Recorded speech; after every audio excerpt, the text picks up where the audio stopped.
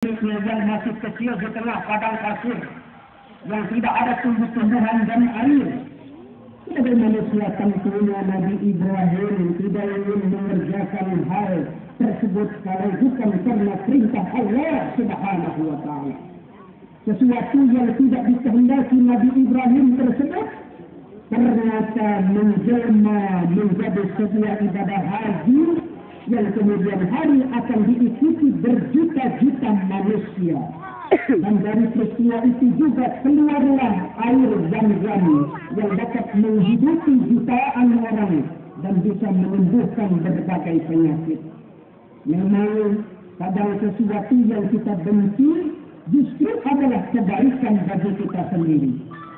Sebagaimana Allah tegaskan dalam Al-Quran, wa asa an takrahu syai'an wa huwa khairun lakum wa asa an tuhibbu syai'an wa huwa syarrun lakum wallahu ya'lamu wa antum la ta'lamun.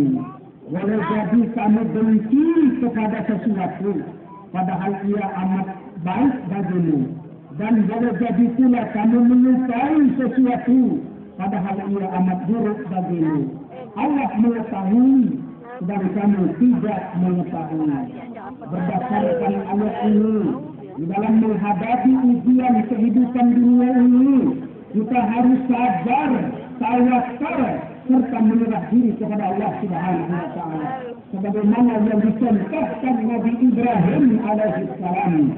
Berbeda dengan orang-orang yang tidak beriman, berbeda dengan orang-orang yang tidak mempunyai keyakinan kepada janji-janji Allah. Mereka akan gencang dan stres jika kehilangan sesuatu yang sangat dia cintai. Allahu Akbar, Allahu Akbar walillahil hamd. Lalu hikmah yang keempat, kesenangan dunia yang diberikan Allah kepada kita jangan sampai melalaikan kita dari beribadah kepada Allah. Dalam rangka itulah Allah setelah memberi karunia anak yang saleh kepada Ibrahim, dan pada saat anak tersebut beranjak menjadi dewasa dan sangat menyejukkan hati orang tuanya, apakah akan melalaikannya dari ibadah dan taat kepada Allah? Disinilah Nabi Ibrahim alaihissalam diuji oleh Allah. Apakah dia lebih mencintai anak atau lebih mencintai Allah Subhanahu wa Ta'ala? Ternyata Nabi Ibrahim secara baik telah mampu melewati ujian tersebut. Ia telah menempatkan kecintaan kepada Allah di atas segala-galanya. Dia segera melaksanakan perintah Allah untuk menyembelih anaknya. Dia sangat meyakini bahwa setiap yang diperintah Allah selalu berakibat baik baginya. Ya ayyuhalladzina amanu la tulhikum amwalukum wala auladukum an dzikrillah wa man yaf'al dhalika fa ulaika humul khasirun. Hai orang yang beriman, janganlah hartamu dan anak-anakmu melalaikan kamu dari mengingat Allah. Barang siapa yang berbuat demikian, mereka itulah orang-orang yang rugi. Allahu Akbar, Allahu Akbar, Allahu Akbar, walillahil hamd. Kaum muslimin yang dirahmati Allah, Idul Adha identik dengan Idul Kurban. Tapi kurban yang dimaksudkan bukan sekedar menyembelih hewan kurban, kemudian dagingnya dibagikan kepada orang-orang yang berhak menerima. Kurban yang dimaksudkan melaksanakan pengorbanan hakiki, yakni mengorbankan sebagian yang kita cintai, baik harta benda maupun penghormatan, untuk dibagikan kepada orang yang lebih membutuhkannya. Hal itu dilakukan semata-mata untuk mengabdi kepada Allah Subhanahu wa Ta'ala. Di samping itu, ibadah kurban juga mengandung pesan kepada kita agar memiliki jiwa sosial dan peka terhadap penderitaan sesama. Bahkan tidak hanya itu saja, ibadah kurban juga sekaligus harus bisa melengkapkan sifat-sifat manusia yang tercela.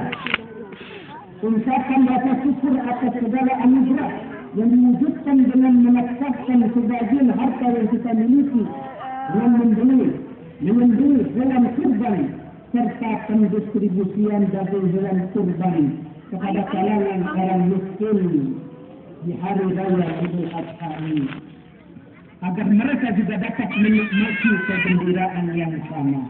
Allahu Akbar, Allahu Akbar, Allahu Akbar, walillahil hamd. Ma'asyiral muslimin rahimakumullah. Jika kita mengamati berbagai persoalan yang terjadi belakangan ini, kita merasa sedih dan khawatir.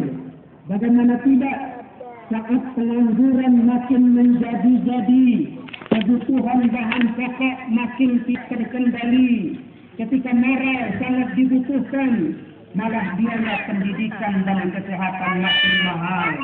Ketika anak-anak dituntut dengan nilai-nilai kesopanan, pornografi dan pornografi malah dipublikasikan, maka banyak anak lahir tanpa ayah.